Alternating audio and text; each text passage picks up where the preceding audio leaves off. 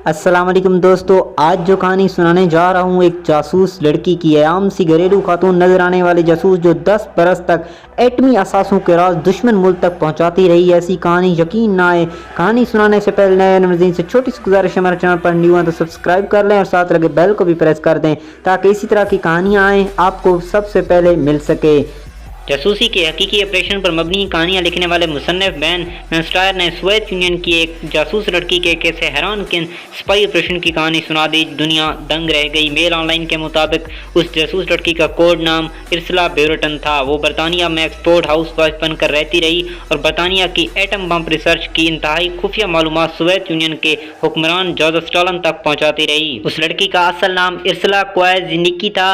वो Soviet union में major के ओहदे पर फाइज थी। वह जासूसी की ऑपरेशन में जिनसियत और जिनसी अमल को भी बतौर एहतियार इस्तेमाल करती थी। काबिल अजीम वो चीन, पोलैंड, स्विट्जरलैंड में जासूसी की ऑपरेशन कर चुकी थी और 1941 में वो एक बहरी जहाज के जरिए स्पेन से बरतानिया के इलाके लिवरपूल पहुंची थी। वो बरतानी एजेंसी IMI5 को पहले ही उस पर शक था। उसके बावजूद इर्सला अपनी शनाख्त बदल कर एक हाउस वाइफ बनकर रहती रही और जासूसी एक नेटवर्क पर चलती रही जो बरतानवी एटमी प्रोग्राम इंतहाई खुफिया मालूमात सोवियत यूनियन तक पहुंचाती रही। इर्सला के वालिदैन बहन भाई लंदन में जिलावतनी की जिंदगी गुजार रहे थे। वो जर्मनी से पनागज़ैन बनकर फरार हुए थे।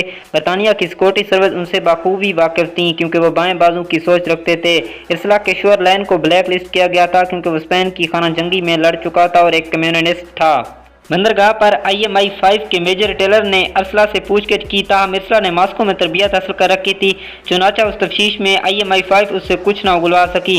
उसे बरतानिया में दाखिल होने की इजाज़त मिल गई। ताहम मेजर टेलर की तरफ से हेडक्वार्टर को हंगामी पैगाम भेजा गया कि इर्सला को ज़ेर निगरानी रखा जाए, मगर नामालूम वजूहात की बिना पर IMI5 इर्सला की निगरानी करने और ये मालूम करने में नाकाम रही कि वो रेड आर्मी की मेजर बरतानिया में एक जासूस बनकर आई थी।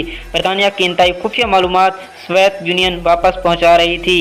इर्सला ने सबसे पहले अपने भाई को रिकवरेट किया और फिर इंतहा पसंदाना सोच रखने वाले दानश्वर सर्कल लोगों के साथ अपने साथ मिलाया। अपने इसी सर्कल के लोगों ने डिनर पार्टी में मिलते और मुल्क की माशी, सियासी, तकनीकी और फौजी अमार पर खुलकर बात करते थे। इंतहाई खुफिया मालूमात भी दे जाते थे।